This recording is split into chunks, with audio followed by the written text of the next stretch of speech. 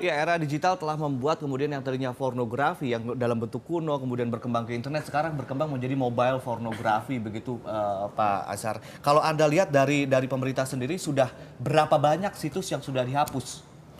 Ya, kita mulai pemblokirannya sejak 2010 dan memang naik turun ya. Awalnya di 2011 itu ada berkisar 900-an ribu, 900 ribuan situs yang sudah diblok, tetapi 900 ribuan, tetapi kan yang banyak di antara mereka itu sudah tidak aktif lagi. Saat ini posisinya berkisar 760-an lebih. 760 situs. Itu yang sudah diblok. Ya. Itu kebanyakan dari luar negeri atau made in Indonesia? Situs itu mayoritas dari luar. Umumnya hampir 100% lah dari luar negeri. Kalau dalam negeri jarang lah. Ada nggak seberapa dari dalam negeri, tapi dari luar negeri. Tapi sekarang kan beralih ke media sosial, Pak, ke Twitter, ke Instagram, ke Facebook. Itu bagaimana kontrolnya dari Kominfo sendiri? Kita juga melakukan pemantauan terhadap konten-konten yang ada di baik Facebook atau Twitter, tapi kan karena itu jutaan kan pengguna Twitter dan Facebook itu. Kalau saja 10% di antara mereka itu memasukkan konten negatif, pornografi, ya tentu saja banyak. Kendalanya apa, Pak? Ini kan banyaknya itu, Pak. Saking banyaknya. Dan kami memang ada komunikasi dengan pengelola sosial media termasuk Facebook maupun Twitter. Tetapi kalau akunnya itu berasal dari Indonesia, mereka bersedia untuk menutup akun itu. Tetapi kalau akunnya dari pemilik akun itu dari luar negeri, tidak bisa diblok, ya? Karena di negara mereka itu dibolehkan. Dibolehkan, jadi nggak diblok. Paling yang kami lakukan adalah kalau ada katakanlah ada video di dalam akun itu, kami bisa komunikasi dengan pihak pengelola situs untuk melakukan penghapusan terhadap kontennya. Jadi kalau dari sosial media yang berhak ngeblok itu adalah user yang lain, bukan dari Kominfo, begitu ya? Atau gimana sih sebetulnya, Pak? Kami bisa komunikasi dengan pengelola situs seperti dari Facebook ataupun Twitter, dan sudah beberapa yang kami lakukan. Kami sudah sudah melakukan permintaan pemblokiran untuk Twitter itu akun berkas 2000-an. 2000 account. Oke, ini ada data yang cukup menarik, Pak Azhar. Ini data dari tim risetnya Selamat Pagi Indonesia. Ini ada sekitar 69, ini baru 69 yang data di pagi dikumpulkan oleh tim Selamat Pagi Indonesia. Akunnya namanya Han Hijab, lalu kemudian juga Hijab Syariah, kemudian Pesona Batik, tapi isinya adalah akun-akun yang berkonten pornografi, Pak. Mungkin nanti kita akan serahkan juga ke teman-teman di Kominfo. Ini bagaimana, Pak, untuk pengawasannya, Pak? Kalau kita memperoleh akun semacam itu, kami bisa komunikasikan dengan pihak pengelola Facebook ataupun Twitter untuk menghapus. Tadi seperti apa yang saya sampaikan, kalau akunnya itu sumbernya dari Indonesia, bisa dihapus akun itu.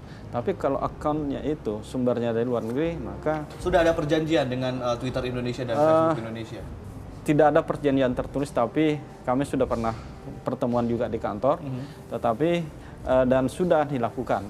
Jadi kalau kami mengirim surat permintaan untuk menghapus account yang berasal dari Indonesia terhadap yang berisi konten pornografi, tentunya dia menerima untuk eksekusi. Baik, kita ke Pak Fatur. Pak Fatur, kalau kita lihat kan perkembangan pornografi itu sama seperti dengan prostitusi, selalu mengiringi perkembangan sejarah manusia. Bisakah dihapus total pornografi di dunia atau hanya bisa dikurangi, Pak? Iya, saya mau cerita dulu ini ya, upaya yang dilakukan pemerintah Indonesia. Nah, kalau saya mau mengkoreksi dulu sebentar bahwa pornografi itu bukan satu-satunya penyebab kekerasan seksual dan bukan penyebab utama kekerasan seksual. Berapa persen kontribusinya? Penelitian kami tahun 2014 di 9 provinsi di bawah 20%. Di bawah 20%. Tapi dia memberikan pengaruh, tetapi bukan sebab utama dan sebab satu-satunya. Jadi bukan. Kita lihat bagaimana pemerintah Indonesia cukup gencar dan totaliter untuk mengurangi pornografi. Anda melihat pemerintah sudah gencar begitu ya? Pemerintah Indonesia itu tercatat, saya list saja cepat saja tadi malam, itu sudah memiliki 7 produk peraturan perundangan yang melarang dan mempidanakan pornografi. Ada 7 produk peraturan perundangan.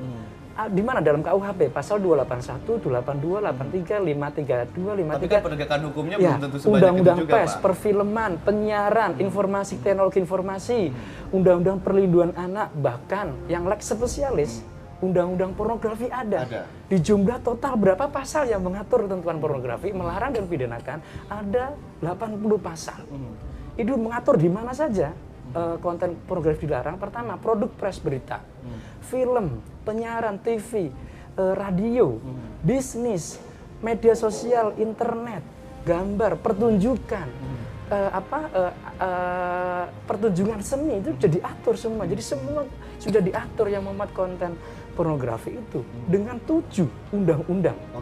Kemudian Satpol PP, polisi gencar melakukan razia. Tidak hanya itu, bahkan ormas keagamaan juga melakukan. Tetapi kita lihat sekarang apa yang terjadi? Kekerasan seksual menyebar luas.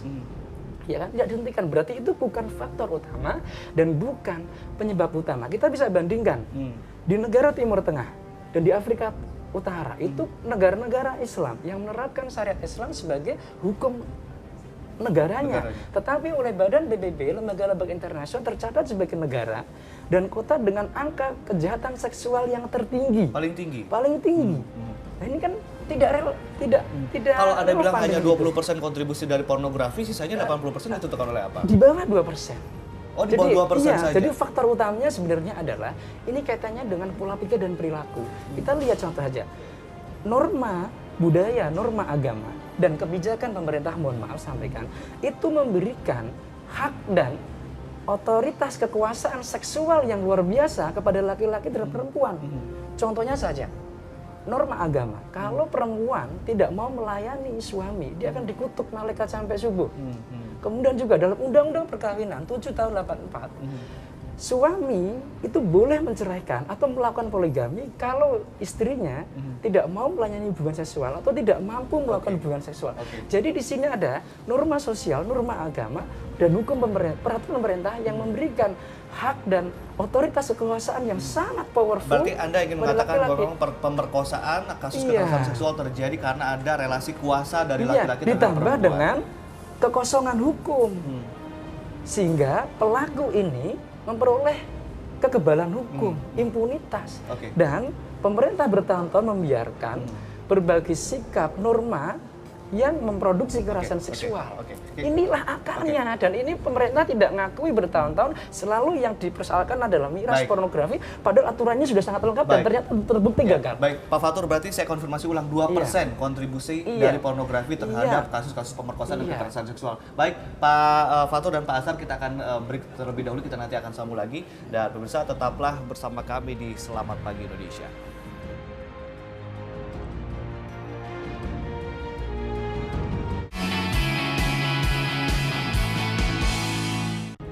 Kembali bersama kami di Selamat Pagi Indonesia. Tadi sepertinya Pak Azhar ingin mengomentari bahwa dikatakan dari Pak Fatur mengatakan bahwa memang kontribusi dari pornografi hanya 2% terhadap korelasinya terhadap aksi kekerasan, meskipun memang tetap harus diberangus. Anda sepertinya ingin mengomentari pendapat dari Pak. Ya, tadi dikatakan Pak Fatur bahwa kasih contoh kajian PBB bahwa di negara Arab itu jauh lebih tinggi rekod kekerasan seksualnya.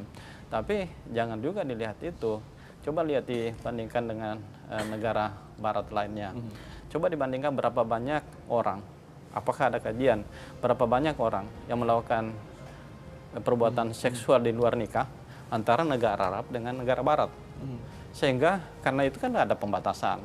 Sehingga mungkin ada yang tidak kurang kontrol terhadap imannya itu, sehingga dia melakukan kekerasan seksual di luar nikah. Itu, tapi saya nggak mau terlalu dalam itu karena bukan bidang saya. Tapi bidang saya ini kan bagaimana mencegah teraksesnya pornografi di Indonesia. Dan memang kalau anda kontribusi, kalau dari Kominfo sendiri, kontribusi dari pornografi terhadap aksi kekerasan seksual ada begitu ya Pak ya?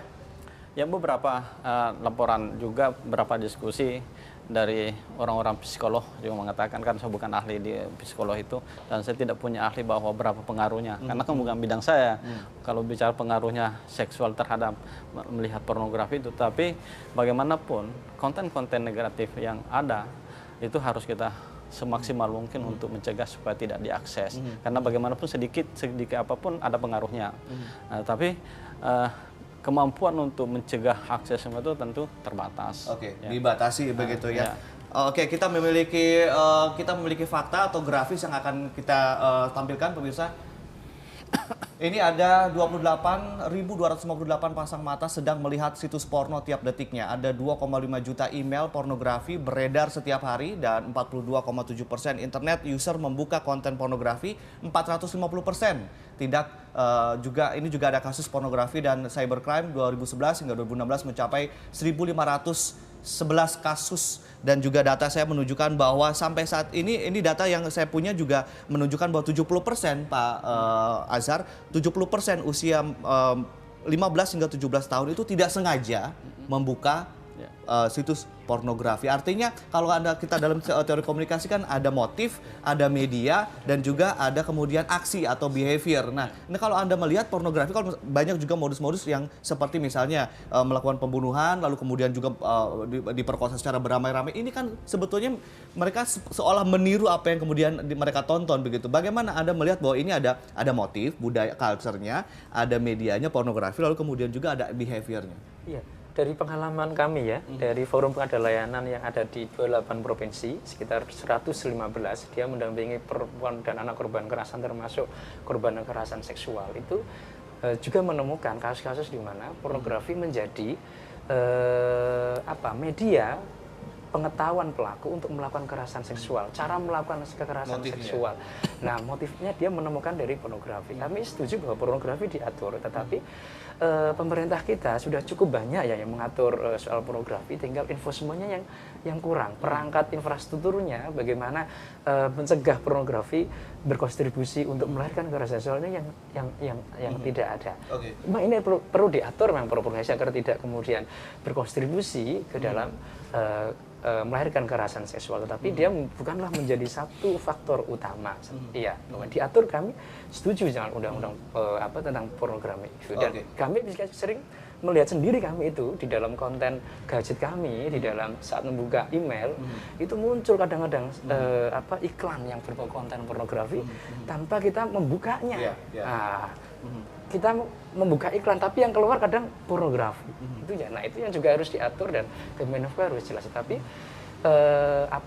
memerangi kekerasan seksual hanya menekankan pada satu pornografi tidak cukup. Oke. Pornografi dan juga kekerasan seksual itu harusnya diperangi oleh apa? Ada yang banyak bilang bahwa ini dari keluarga, dari kasih sayang, dari keharmonisan keluarga yang kemudian bisa menjauhkan dari itu semua. Kita nanti akan membincangkan hal tersebut sebagai solusinya begitu sampai ke depannya mungkin kita bisa meminimalisasi kekerasan seksual dan juga using atau penggunaan dari konten pornografi. Dan pemirsa tetaplah bersama kami karena kami akan segera kembali setelah headline news pukul 8 waktu Indonesia Barat.